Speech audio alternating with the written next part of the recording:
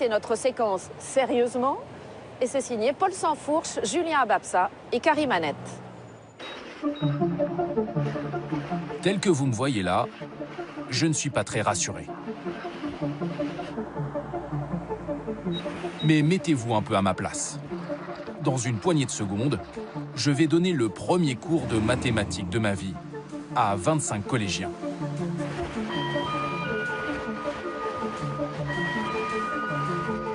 Le tout sans aucune expérience et en sachant à peine poser une division. Bonjour. Vous mettez en rang, s'il vous plaît? Allez, bien en rang. Comment un prof aussi nul que moi peut-il se retrouver devant des élèves? Je m'appelle Paul Sansfourche. Donc, vous m'appellerez Monsieur Sansfourche. Si vous voulez faire des blagues, je les connais toutes, donc c'est pas la peine. Hein, voilà, ça c'est réglé. Peut-être parce que l'éducation nationale n'est plus très exigeante dans ses recrutements. Nous allons en apporter la preuve par l'image. C'est pas la fête de la calculette là. Hein. Tu fais la division posée. Allez, silence et suivez la leçon.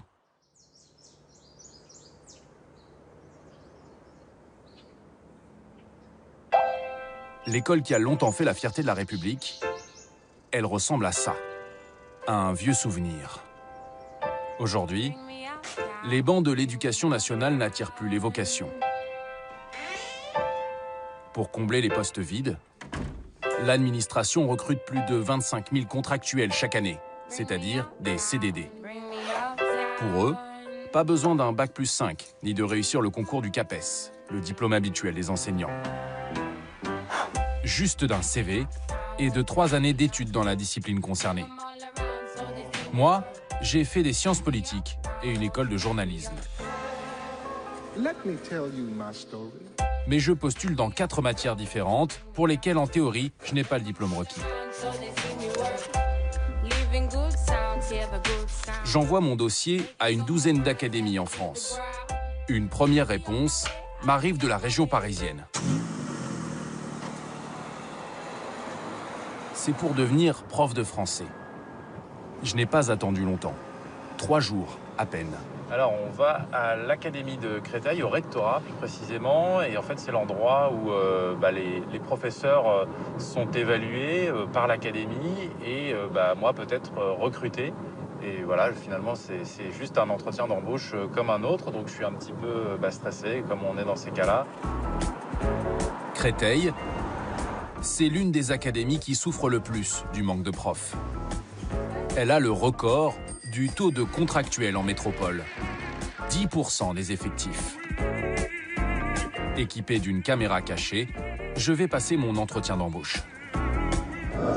Bonjour, j'ai rendez-vous, je suis postulant au professeur contractuel. C'est le 8e étage. À 2 jours de la rentrée, visiblement il reste encore beaucoup de postes à pourvoir. Dans la salle d'attente, Bonjour.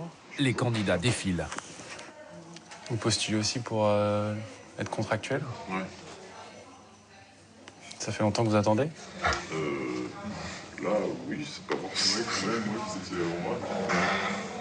Ouais, c'était à 10h30. Ah d'accord. Donc il y a une demi-heure de retard, quoi. Au moins. Un retard qui va avoir raison de notre caméra ce jour-là. Plus de batterie, mais le micro, lui, continue d'enregistrer. Pour l'image, pas le choix, on passe en mode reconstitution, dans les bureaux d'envoyé spécial. Lui, c'est Tristan, un collègue. Il joue le rôle du responsable qui m'a fait passer l'entretien. Écoutez bien, car le son, lui, est authentique. Paul. Alors, donc, le but de l'entretien, c'est de faire un filtre pédagogique et didactique que vous avez postulé pour l'enseignement du français. Ça fait. Le filtre a un entretien de 40 minutes. On discute d'abord des programmes de français, puis interro, orthographe et grammaire. Bon, je vais vous faire un petit test maintenant de langue. Quoi que vous en pensiez, vous écrivez cette phrase, quoi que vous en pensiez, le nul ne se déplacera pas. Aïe, j'ai comme un doute. Quoique, en un seul ou en 2 mots. Déjà, vous avez fait une faute d'orthographe. Je le vois pourtant à l'envers, mais il me semble que vous avez fait une faute d'orthographe. Alors, faites-moi l'analyse grammaticale de cette phrase. Alors, J'ai beau chercher dans mes souvenirs, tout s'embrouille. Donc en fait, on a pardon, excusez-moi, on a une construction autour du verbe penser, qui est donc le groupe, qui est donc le verbe. On a quoique qui se place comme... Pas très grammatical, hein, ça se voit. Ça se fait. Écrivez-moi maintenant une phrase qui contienne une proposition subordonnée relative.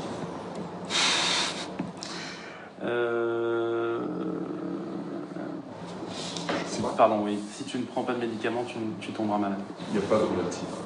Vous avez introduit une subordonnée circonstancielle de conditions ou d'hypothèses. Mais vous n'avez pas du tout introduit de relatif. Vous verrez tout ça. Ouais. Vous vous dites que je n'ai aucune chance d'être pris. Moi aussi, c'est ce que je pense à cet instant. Bon, je vais vous mettre un avis favorable. Ok, merci. J'ai apprécié chez vous une espèce de grande honnêteté intellectuelle. Et, alors, je ne sais pas si vous préférez le collège ou le lycée. Peu importe, peu importe. Je vous remercie. Donc, Merci encore.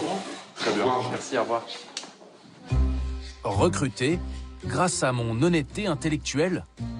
Plutôt léger comme critère, quand on sait qu'un prof de français classique a Bac+5 et 2 ans de formation. Pour moi, ce n'est plus qu'une histoire de paperasse. Voilà, donc ça c'est le dossier administratif qui va me servir à postuler pour vraiment avoir mon poste, quoi. Donc c'est plus qu'une formalité administrative et normalement je suis enseignant. Moi je me sens absolument pas prêt à enseigner. Enfin, il y a vraiment un tas de règles grammaticales que je connais pas, que je sais pas expliquer, que moi j'applique naturellement mais que je sais pas du tout expliquer.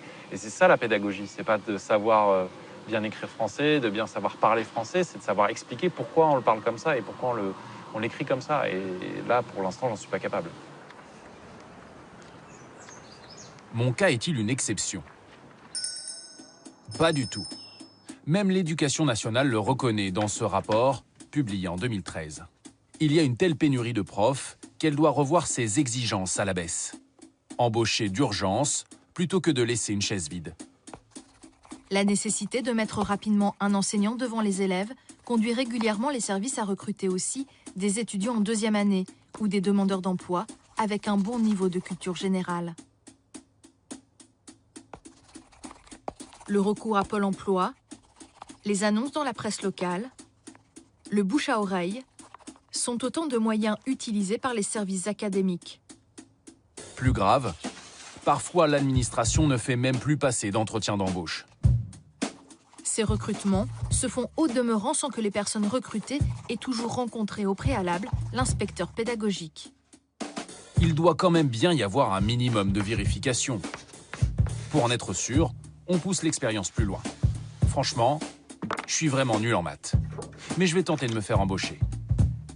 Comme je n'ai pas le bon diplôme, j'en fabrique un moi-même, juste pour voir si l'Éducation nationale va le contrôler. J'invente une business school, la Écomagreux.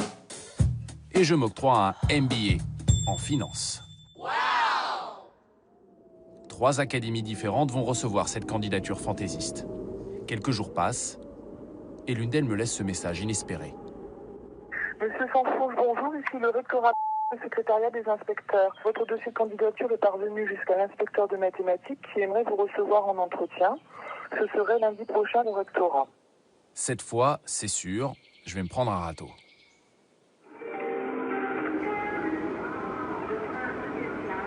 Le jour de l'entretien d'embauche, je m'apprête à vivre un grand moment de solitude. J'ai beau avoir révisé toute la nuit, c'est un peu comme si je voulais devenir chirurgien en ayant lu la médecine pour les nuls. Je connais plus les formules, je connais rien. Là, je me suis replongé dans les théorèmes, Pythagore, Thalès, les fractions, ce genre de choses.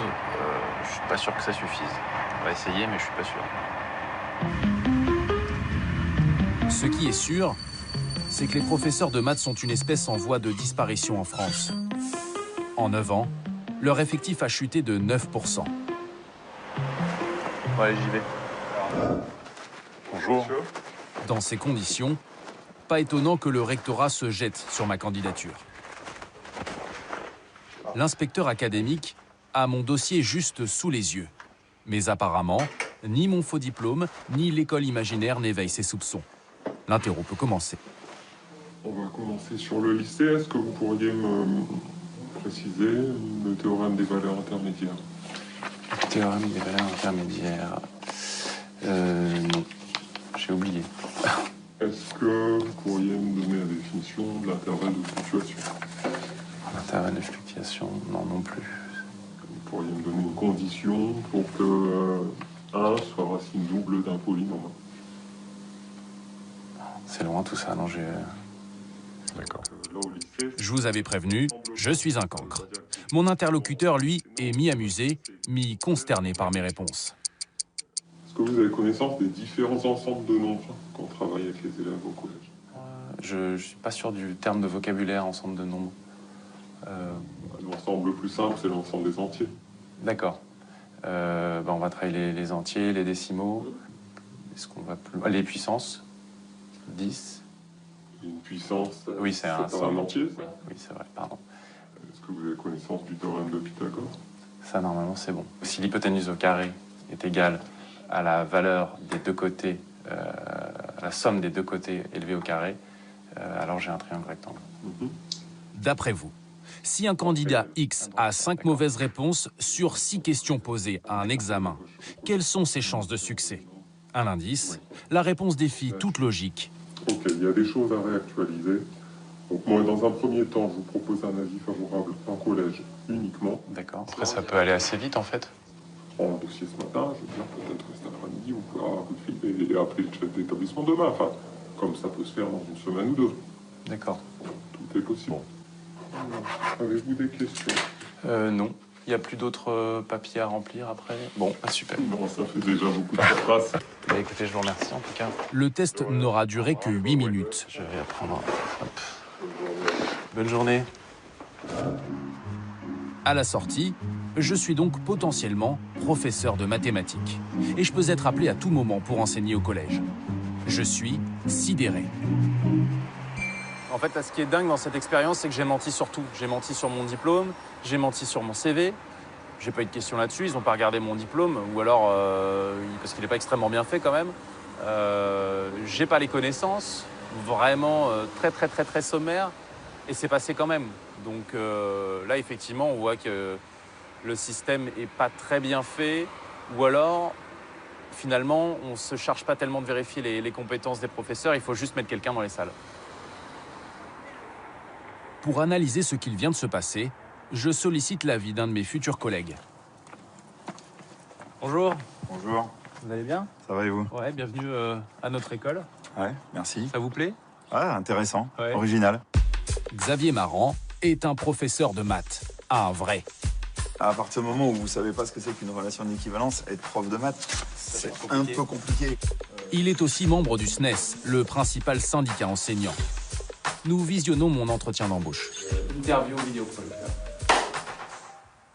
Plus que ma prestation, ce qu'il désole, Et racine de 2, c'est une fraction, racine de 2. c'est surtout le niveau des questions posées. En 8 minutes, on n'a pas le temps Enfin, un inspecteur n'a pas le temps de savoir si vous avez les compétences en mathématiques suffisantes. Après, le recteur de Versailles, lors d'un comité qui a eu lieu il y a de ça quelques jours, déclarait que en Île-de-France, il n'arrivait plus à recruter des contractuels. Et donc, on en arrive à une situation où ils sont conduits, en mathématiques en particulier, à recruter tous les personnels qui se présentent. D'ailleurs, depuis l'été dernier, un décret autorise les rectorats à embaucher des Bac+2 si besoin. Confronté à nos images, Xavier Marant redoute un nivellement par le bas. Les conséquences, c'est que le service public d'éducation risque de se dégrader nettement parce que les personnels qui sont recrutés pour y exercer n'ont pas le niveau de qualification suffisante, c'est évident. Une situation grave que nous voulons mettre en lumière jusqu'au bout. Monsieur Sanfourche, je vous appelais pour savoir si vous étiez disponible parce que j'aurais une suppléante à vous proposer. Et ça serait au collège. Je vous remercie. 3 jours seulement après mon entretien, presque en urgence, le rectorat me propose un remplacement dans un établissement. Je pèse le pour et le contre, puis je finis par accepter. C'est la seule solution pour savoir si l'administration contrôle et encadre ces nouveaux professeurs. Pour l'instant, en tout cas, elle me laisse bien seul. Demain, je dois faire classe, mais on ne m'a pas fourni le livre de cours. Pour connaître le programme de mes élèves, je dois me connecter au site internet de l'Éducation nationale. Il y a énormément de mots de jargon, donc en fait, j'aimerais simplement qu'on me dise quel est le programme pour la 6e et par quoi on commence, quoi. Et je ne trouve pas ça. Pour un professeur qui se retrouverait comme moi à devoir enseigner comme ça un petit peu au débeauté, il n'y a tout simplement pas de moyen de trouver un programme clair, scolaire, de savoir effectivement sur quoi travaillent les 6e dès le début d'année. Je ne trouve pas cette information-là. Cette nuit-là, je prépare ma première heure de cours du mieux que je peux.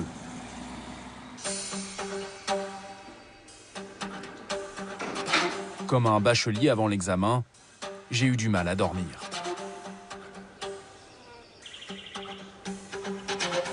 En fait, j'ai l'impression de monter au front, complètement désarmé. Donc voilà, c'est un moment un petit peu douloureux où je vais rentrer dans mon nouveau collège et mon nouveau métier. Salut.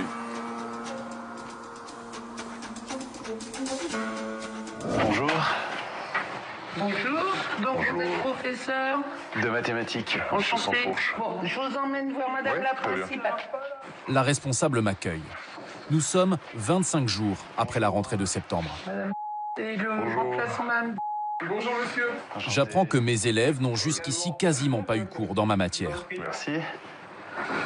Voilà, on est bien ravis parce que je crois qu'effectivement c'était un petit peu compliqué pour nos élèves d'être sans repère, d'arriver en 6e sans un professeur qui est quand même...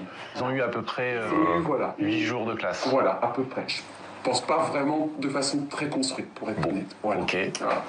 J'ai donc la lourde tâche de rattraper le retard. Mon inexpérience ne semble pas poser problème. Alors je vous avouerai que c'est la première classe que j'ai. Oui, on nous l'a dit. On nous l'a dit, mais ça, moi ça m'inquiète pas ça. Ouais. Je pense que vous êtes là pour un petit moment, moi je crois. Vraiment. Je ne dirais pas l'année, mais... Mais pas loin. Ouais. Est-ce qu'il y a une sorte de discipline commune Je sais pas s'il y a un mode d'emploi entre guillemets entre tous les professeurs. Il y a effectivement quelques professeurs qui sont acquis à la gestion de classe. D'accord. Mais pour le moment, pas le temps de traîner. Les élèves vont bientôt arriver. Je vous suis. Oui, alors, ça est là. Donc après, on va vous donner une clé, hein, bien sûr. Merci. À tout à l'heure. À tout à l'heure. Au revoir. En plaçant ces caméras dans ma classe, je suis mal à l'aise dans mon costume de prof. Ce ne sont pas les élèves que nous voulons filmer. Nous préservons leur anonymat. Nous voulons surtout montrer que 30 minutes seulement après mon arrivée, je suis jeté dans le grand bain, sans aucune formation, sans avoir eu le temps d'ouvrir le manuel. Bonjour. Vous mettez en rang, s'il vous plaît? Vous m'accompagnez? On y va? Combien de remplaçants ont dû improviser leur cours comme moi aujourd'hui? Quand on rentre dans la classe, on arrête de discuter. Dehors, c'est bon, vous pouvez discuter, mais pas ici. Ce qu'on va peut-être commencer à faire, c'est que vous me disiez, vous êtes arrêté la dernière fois. Parce que je sais que vous n'avez pas eu beaucoup de cours encore. Le remplaçant, en fait, il fait la question. Attendez, s'il vous plaît, taisez-vous, tu me dis. Il fait la question, et puis après, 2 secondes après, lui, il répondait lui-même, mais en fait, il allait trop vite, et pour nous, en fait... Vous n'aviez pas le temps de noter. Mais en fait, on ne comprenait rien. Apparemment, mon prédécesseur n'a pas brillé par sa pédagogie. Je tente de faire mieux. L'exercice 56, page 48. Il s'agit d'une multiplication. 0,75 fois 3. C'est pas sorcier, ça fait 2,25. Mais quand il faut l'expliquer à un élève, c'est la catastrophe. En fait, tu vois, t'as fait tes retenues là. Donc, 3 fois 5, 15. Je retiens 1. Je descends 5. Ensuite, j'ai retenu 1. 3 fois 8, donc ça fait 32. Tac, ça fait 21. Et donc voilà. Pour info, 3 fois 8 est égal à 24. Et donc après, je note 2 en retenue. Et donc en fait, je fais Pardon, excuse-moi, je me plante. C'est ma seule erreur ce jour-là, mais elle est colossale.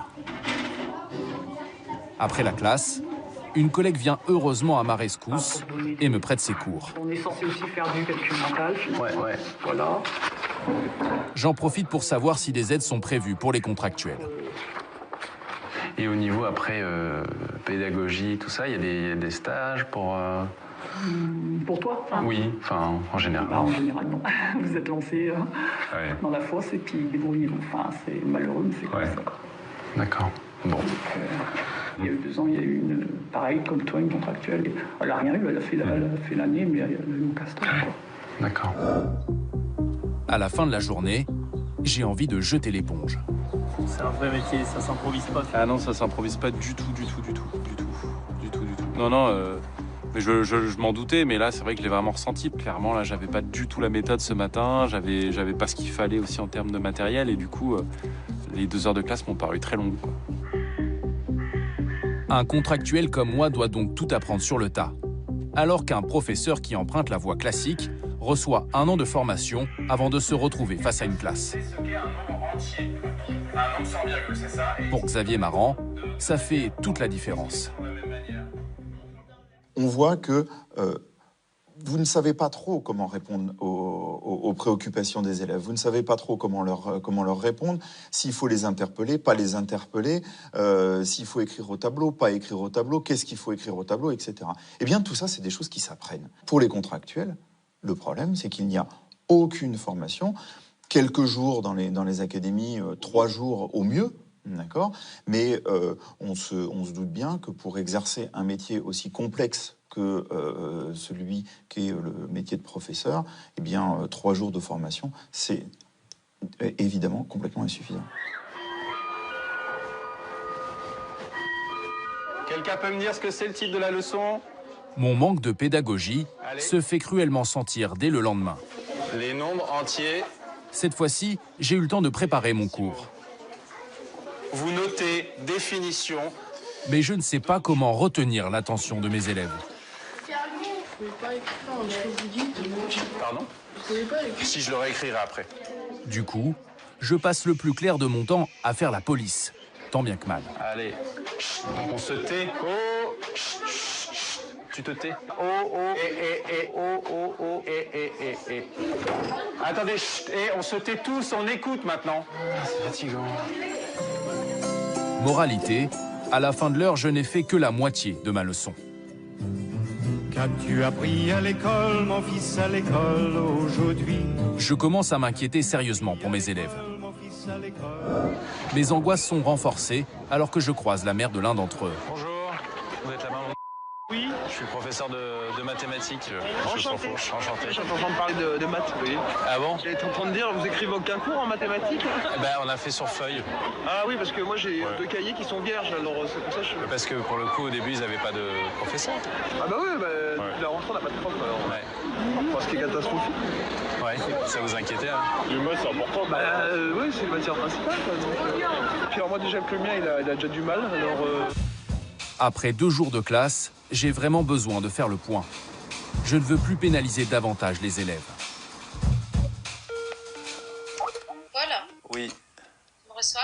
Ouais, c'est bon. Depuis l'hôtel, j'appelle ma rédaction en chef et nous décidons de mettre fin à l'expérience.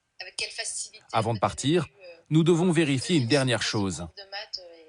L'administration essaiera-t-elle de me retenir, même si je lui annonce que je suis incapable d'enseigner?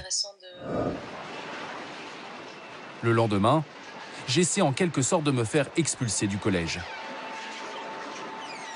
Avec patience, la principale tente, elle, de me convaincre de rester. Bonjour. Bonjour, monsieur. Je voulais vous voir parce que j'ai l'impression de ne pas du tout être à la hauteur, en fait.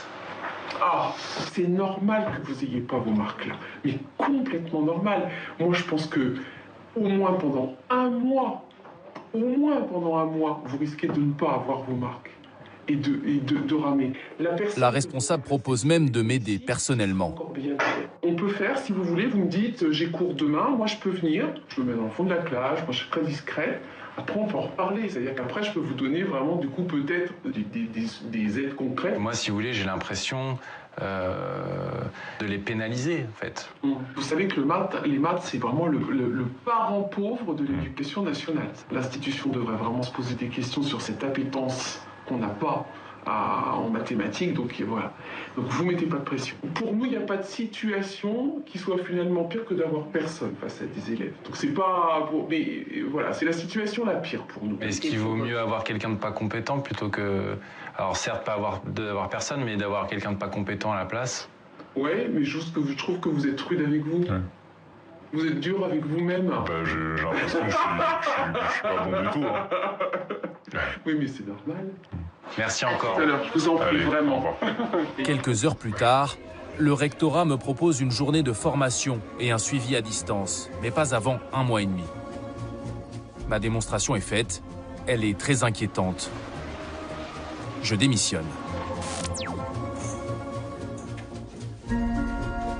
Quant à mes anciens élèves, aux dernières nouvelles, ils n'ont toujours pas retrouvé de professeur de mathématiques. Comme un grand vide laissé sur l'estrade.